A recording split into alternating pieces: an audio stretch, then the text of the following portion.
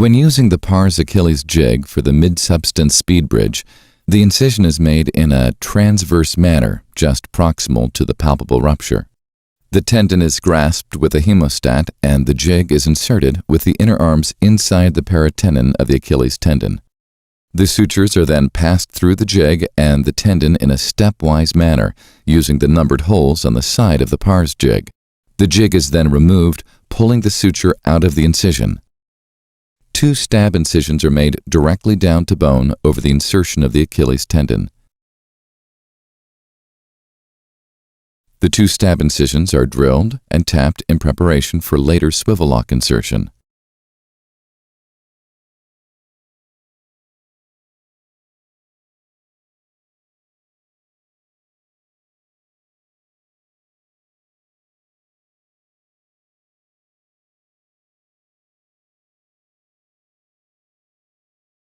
A lasso is passed through the distal stump of the Achilles out of the rupture site.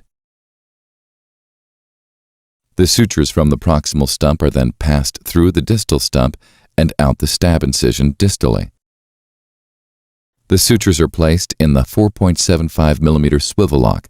The foot is plantar flexed to approximate the tendon ends and the anchor is placed in the prepared hole to secure the suture. The same steps are repeated for the sutures on the other side, and the result is a secure, knotless repair of the tendon rupture.